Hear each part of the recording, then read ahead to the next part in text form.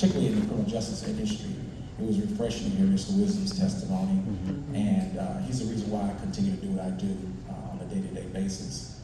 My remarks will be centered around our council and our works, as well as from a perspective of children in foster care system that actually are also in the criminal justice systems, the dual systems. You'll hear from other speakers from other perspectives, but I thought that you should hear about children that are also plagued in our criminal justice system that are also overrepresented, unfortunately. So a little bit about our council. In 2011, Senate Bill 501 created the Center for the Elimination of Disparities and Disproportionality.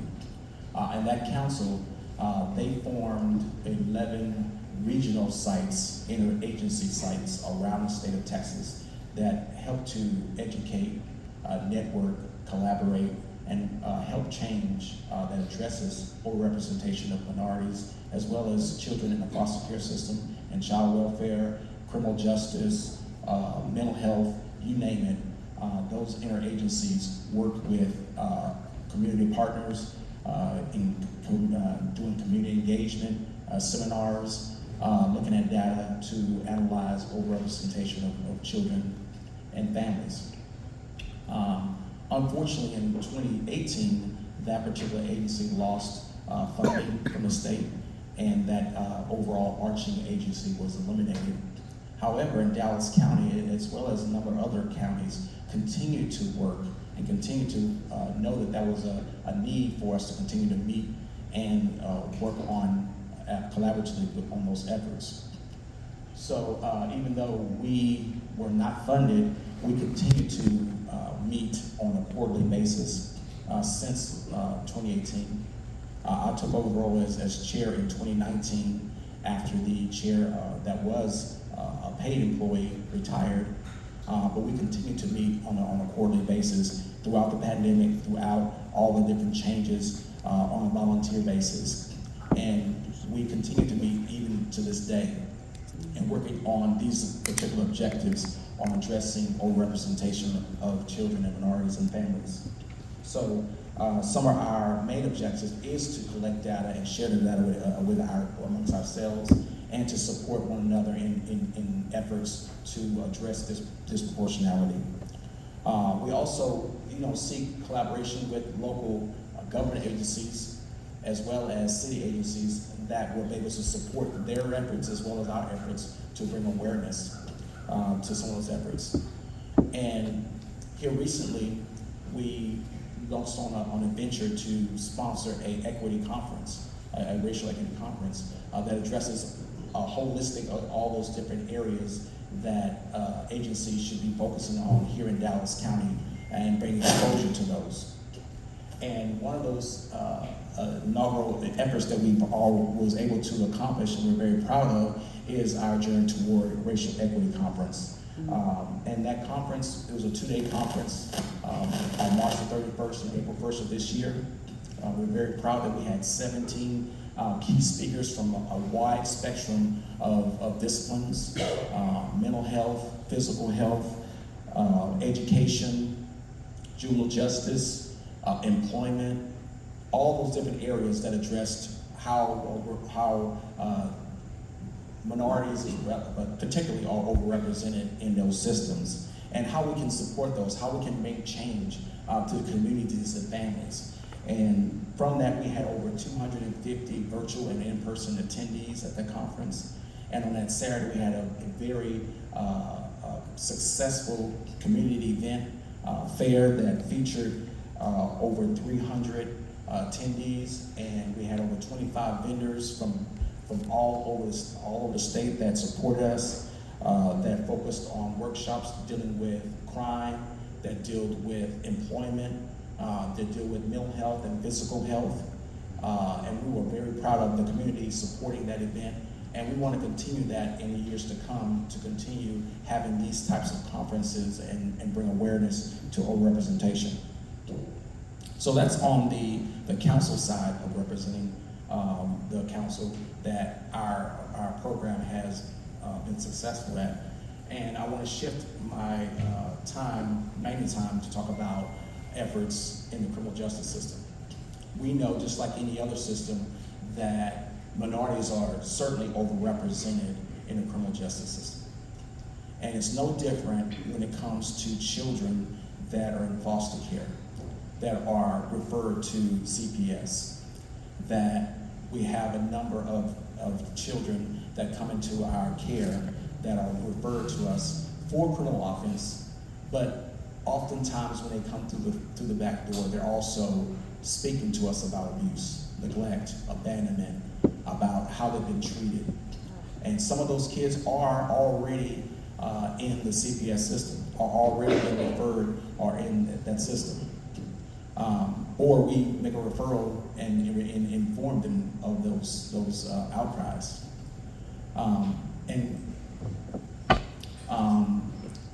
Before I go to that, I also want to just point out this slide. I forgot to mention that these are some of the future initiatives that we are going to be taking in the near future.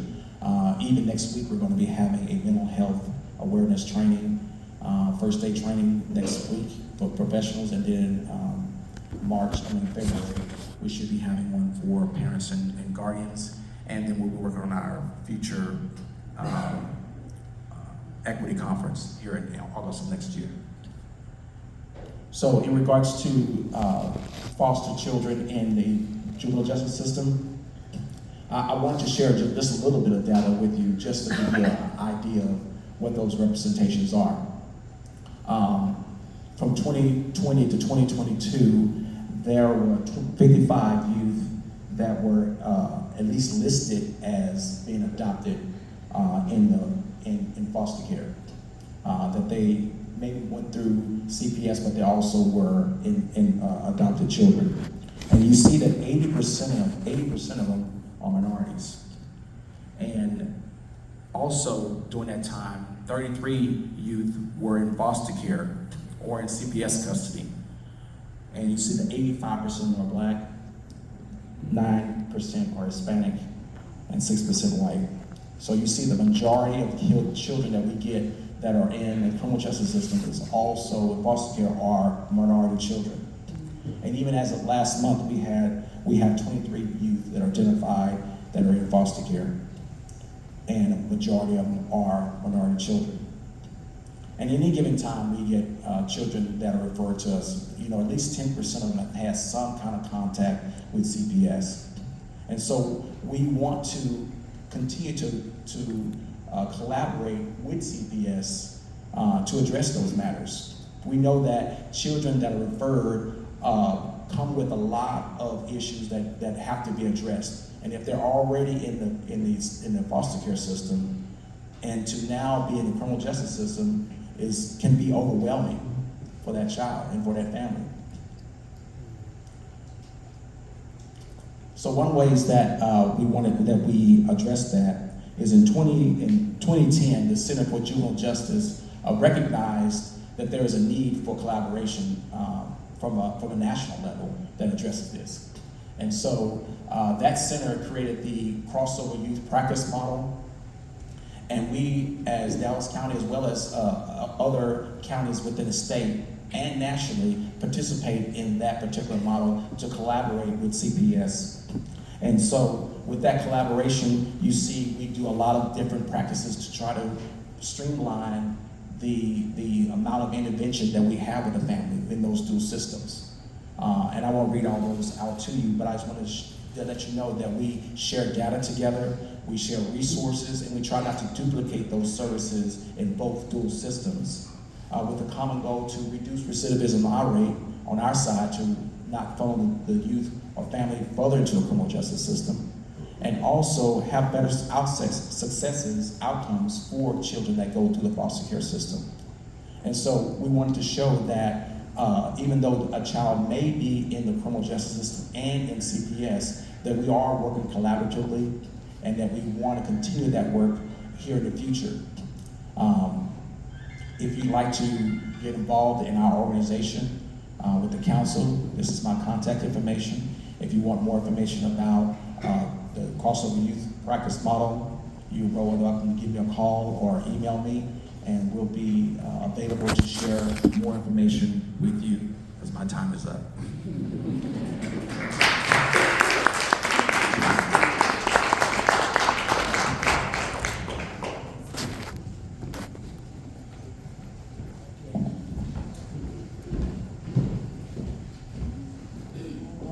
Good afternoon, everyone.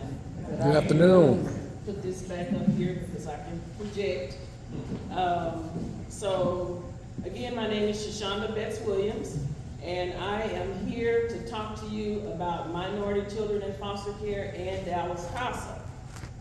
So, I am here as the Director of Diversity, Equity, and Inclusion at Dallas CASA because Dallas CASA has a plan, a strategic plan about diversity. This plan was created through senior leadership and our board of directors. Dallas CASA is serious about diversity, and we believe it matters to our staff, our community, the volunteers, and the children that we serve. This commitment to diversity was elevated in 2022. We now have more people of color in leadership positions, and I am one of them. Many nonprofits don't have a DEI role. So I am grateful to Dallas CASA's dedication to this work. So let's get started. The PowerPoint here. Let's see. Many of you already know what Dallas CASA is. I see many familiar faces in here. But for those who don't, let's see. CASA stands for Court Appointed Special Advocates. The CASA model was developed by a Seattle Superior Court judge in 1979 to help him make more informed decisions about children in foster care. Dallas graduated its first class of 10 volunteers just a year later in 1980. Now, in our 44th year, Dallas CASA serves more children than any of the 900 programs nationwide.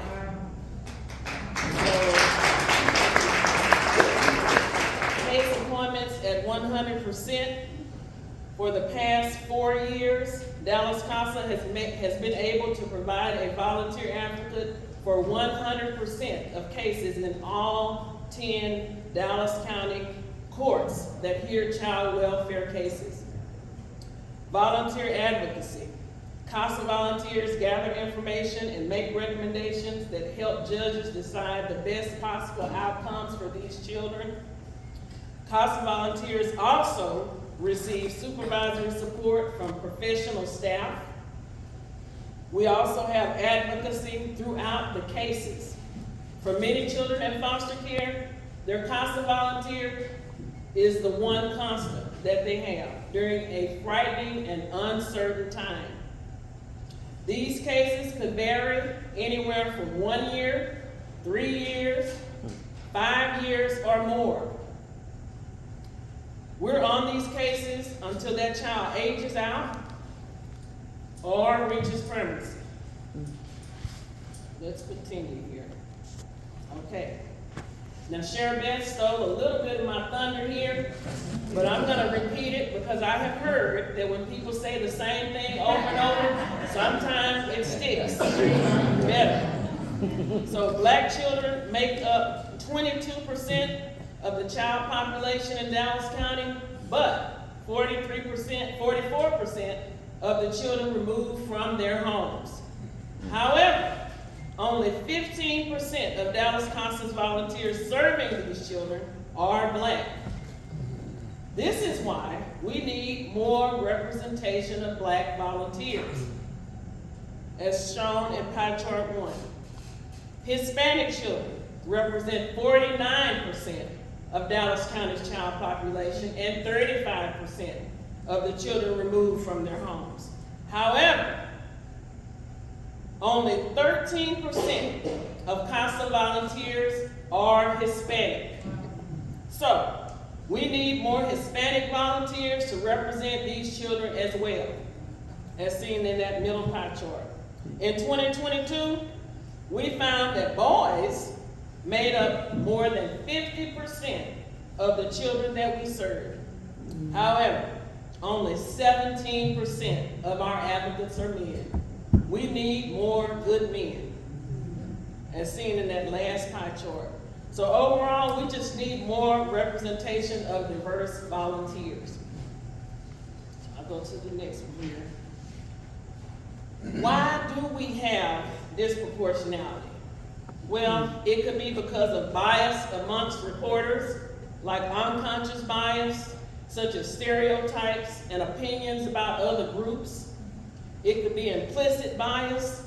This can occur unintentionally and automatically. Institutionalized racism. This is existing policies and practices within a system. Over-surveilled in general. This is a high concentration of police presence in black neighborhoods. Poverty. These disparities are due to economic inequalities and oppression over many, many decades.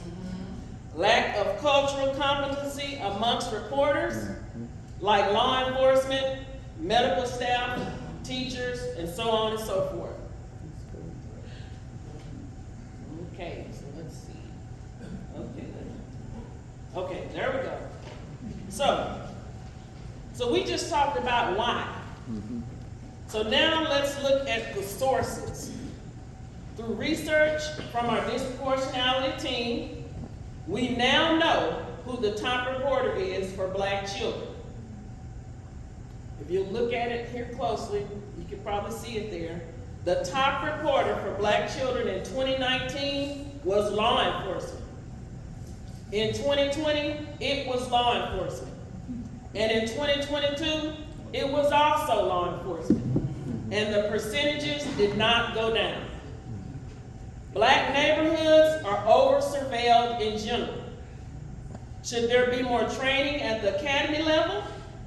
Is there more cultural competency training needed overall? We are working on those solutions. It must change. So let's go to the next one here. Okay, what are we doing about it? What can you do about it? We are recruiting diverse volunteers. It's an ongoing commitment.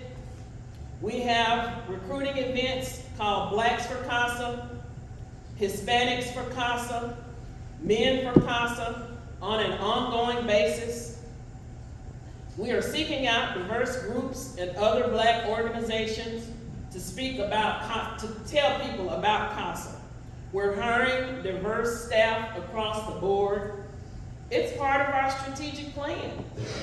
More diversity on all levels. Engaging the community in resource fairs. We're reaching the community through these different resource fairs and meeting them where they are.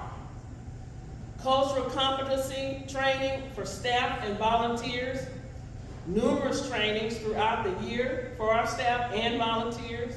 We just had our annual educational summit, which included training, cultural competency training for both staff and volunteers. Reunification support with CPS, kinship placement support, collaboration and CPS support across the board, community and family engagement meetings, family group conference meetings. We're always looking to find techniques, family finding techniques, because we know at the end of the day, typically those children want to be with their families. All in an effort to keep the families together if we can. We have a partnership with the CPS Disproportionality Team and the Disproportionality Council. We are truly grateful for the Disproportionality Team partnership we have. They keep us updated with the latest data. We are grateful for the council, who is still doing this work after being defunded in 2018. I am the proud vice chair of that committee as well. At Dallas CASA, we are consistently updating and strengthening policies to reflect more inclusion for all. This is my last slide here, but I have just a little bit more. What can the community do? We have a clergy, CASA, and community initiative That's a Texas Council initiative to build a network in the faith communities to help children in foster care. At Dallas Council, we call it the Faith Outreach Team. It consists of staff, volunteers with church and other faith organization connections in the community. When we form relationships with the faith community, we let them know that there are many things they can do to help. They can simply pray for the children. We offer prayer cards, which has the child's first name on it and their age. They can pray for the CPS caseworkers, the CASA staff members, the CASA volunteers that are doing this work. They could even become a volunteer. They could become a foster parent or another support person. They can donate. Donate items to the children in foster care and also items to children without placement. That's a group of children who are placed across Dallas County in hotels. Yes, I said hotels. We had one church here recently who wanted to help with that population of children, and they did, a small church. They wanted to give a pizza party for the children, which sounds minimal, but it was huge because it promoted normalcy for them. Also, when holidays come up, people can always donate for that. Angel Tree. We also recently had this past summer a donation of hijabs and prayer mats from IGNA, which is a Muslim faith organization, because we do have Muslim children in foster care as well. That's how we form relationships with the community. We educate faith organizations about TARE, Texas Adoption Resource Exchange, and share how disproportionality on the front end can become disproportionality on the back end. I like to believe that when people know better, they do better. So when you leave here today, please tell 3 people about minority children in foster care. Thank you so much for your time.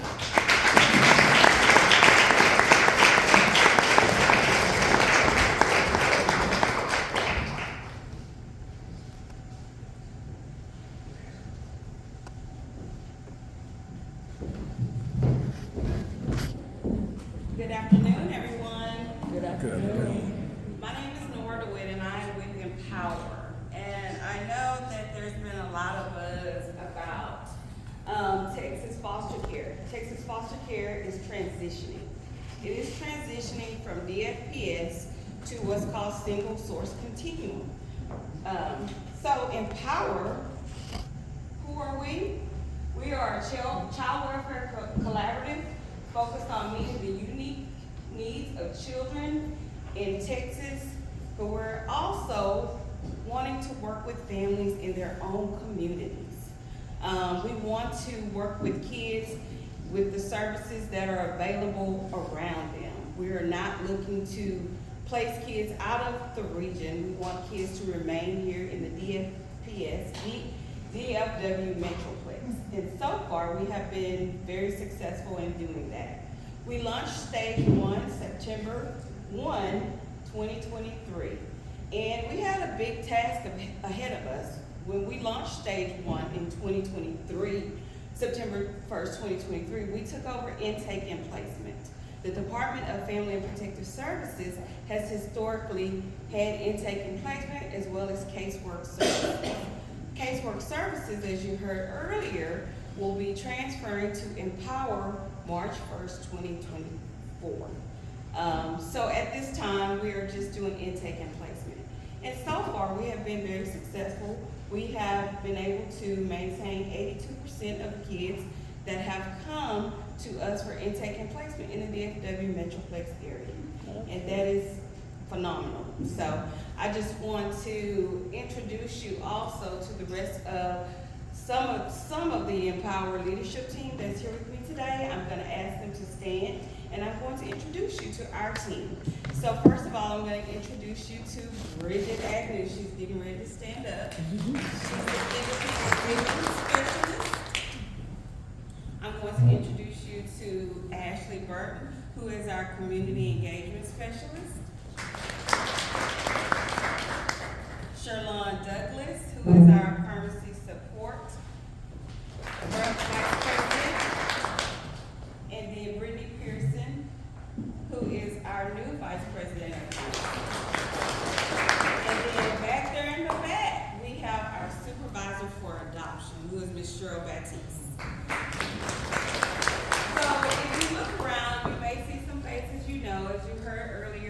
with DFPS for 28 years before I retired.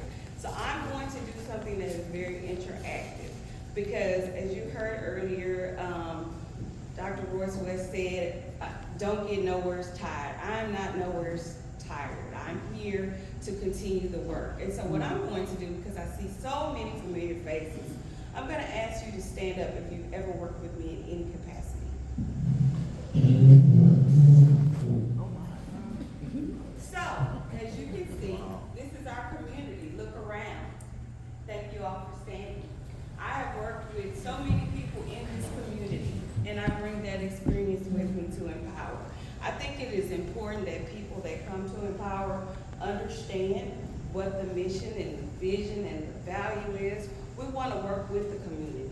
We want to work with the families that are in the community. It is important that we know what the communities look like, what their culture is, and what their needs are. And so we want to empower the community to be that village, to take those kids into their own homes, in their community, and keep them close. We don't want kids to travel all over the world to look for placements. We want kids to be near their families so that those families can engage in services right away to get them back reunited, if possible, and safely, if possible. So I'm going to ask you to do one other interactive thing, because I was raised in the church. I was raised in an African-American church. I want you to look at your neighbor. All right. Look at your neighbor and say, neighbor. Neighbor. These are our kids. These are our kids. This is our community. This is our community. So please, that's what we're here to do. We're here to Amen.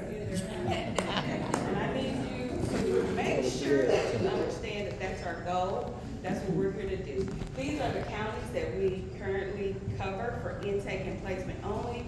Again, March 1st, 2024, as Kim stated earlier, all the caseworkers will come over and bring their cases to us. But we will be covering Grayson County, Conklin, Rockwall, Dallas, Kaufman, Ellis, and Navarro. Those are all the 9 counties that we will cover, and we will have offices in 7 of those counties. The main office will be here in Dallas County, and we will be so happy to help the community to keep their kids in their community. I put a slide for questions, but I don't think that this is set up for questions at this time. So I guess at the end we'll be able to ask some questions, but thank you, and that's my time. Amen.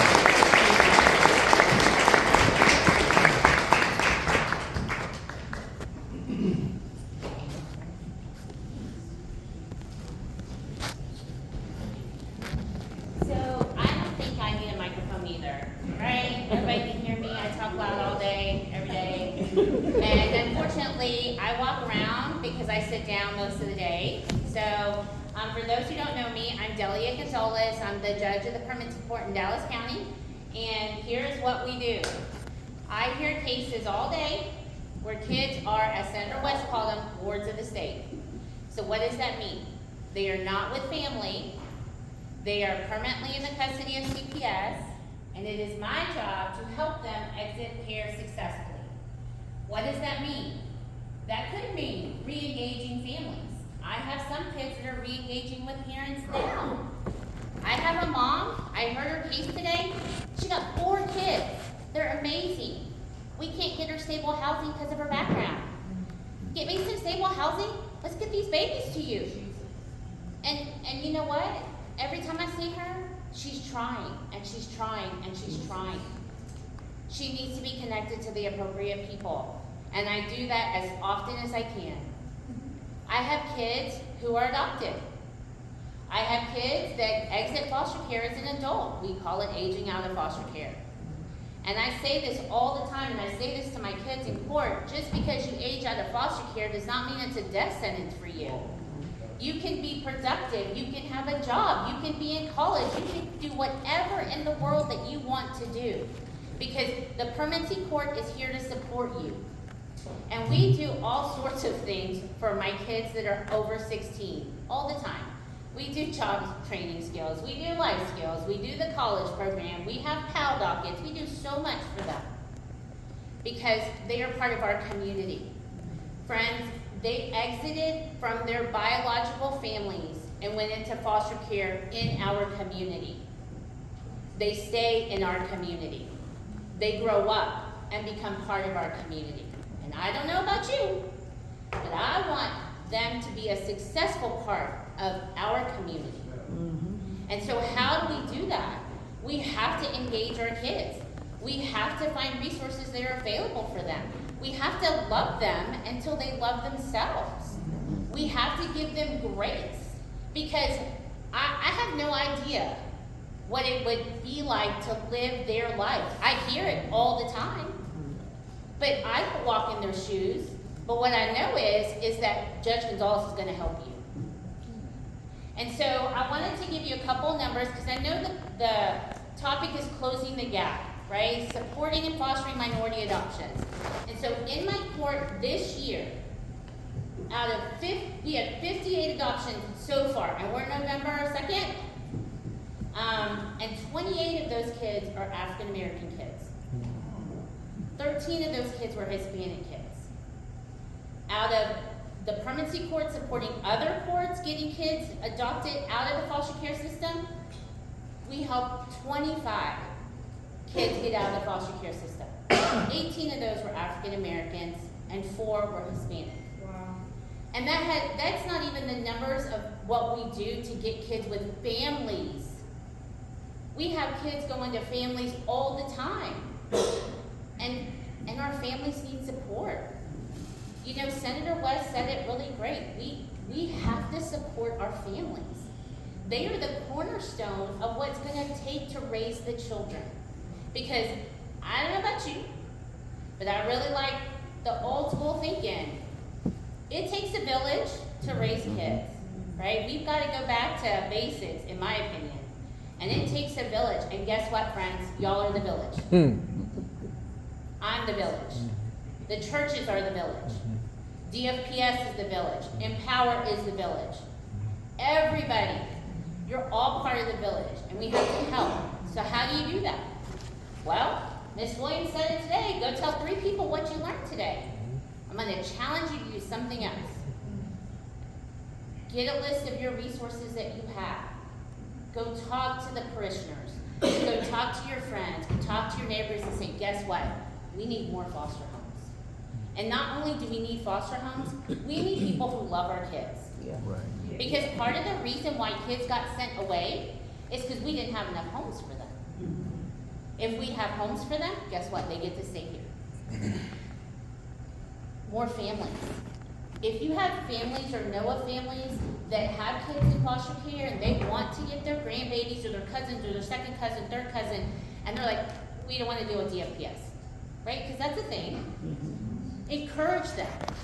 Say, you know what? The tides are changing, right? Go talk to Bishop Lake. Go talk to Ms. Carter. Go see Judge Gonzalez. The tides have changed. Kids do not have to be in the position that this young man had been in. I challenge you to go talk to your friends and family. Go talk to the folks at your church. Get your resources together, because friends, it is our job to help the kids in care. Thank you.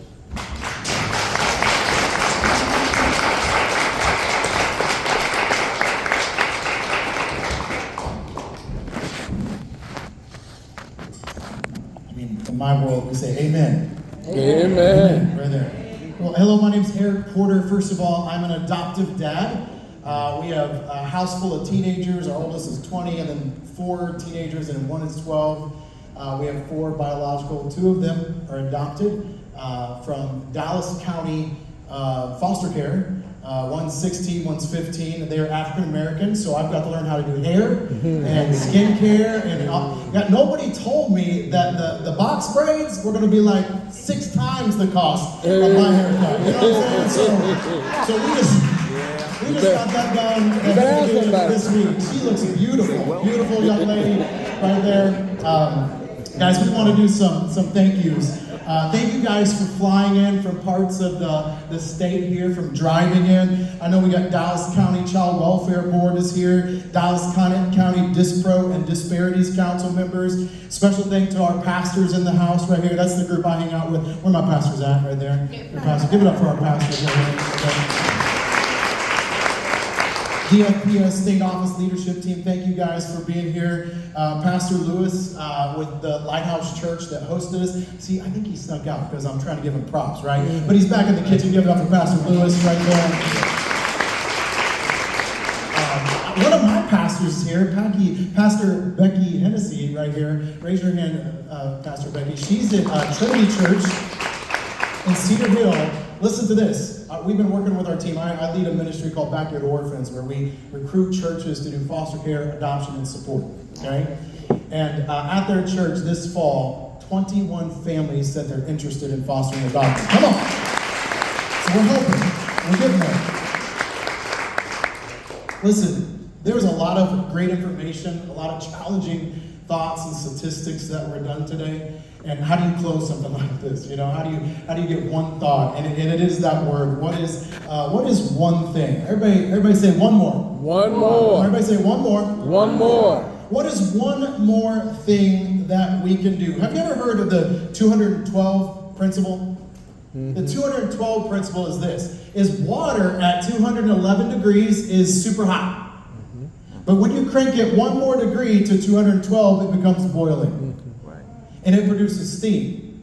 And that steam in history got put into an engine. That engine got put into a train, and it changed history because of one more degree. One more happens in sports, right? Come on, how about those Rangers? I can't believe I'm the first one to say that up here. I can't believe that, it took one more pitch, right? There it was, right? In the Olympics, it takes one more millisecond to beat somebody in a race. One more. In sports, it takes one more point on the board to win. That's it. Yeah. So listen, guys, the challenging question today is this: what's one more thing we can do? Everything's bigger in Texas, right? So what are the numbers? They're heavy. Woo. Listen to those numbers, reading those numbers, the statistics is heavy. It can seem overwhelming in all that we do in this space right here. But all the efforts in here, if everybody can think of one thing that they can do, what is one more email you can send for a child? What is one more phone call that you can send? What is one more resource that you can make? What is one more staff that you can hire? Come on, right? What is one more creative idea that's maybe different than somebody else has ever thought of before? What is one more child, one more family? Texas, it is time to turn up the heat. One more degree so that we can see lives in Texas, children and youth in Texas changed forever. Yes. Amen? Amen. Thank you guys for coming. God bless you. There's more food over there, so make sure you get some food. And what's that? The food, yeah, there's plenty of food. You know, the Lord multiplies food, and He did that today because there is plenty of food, so go grab some more food over there. All the speakers, if you One could more come plate. up for a picture, that'd be great. Thank you guys so much. God bless you. Have a great day. Safe travels.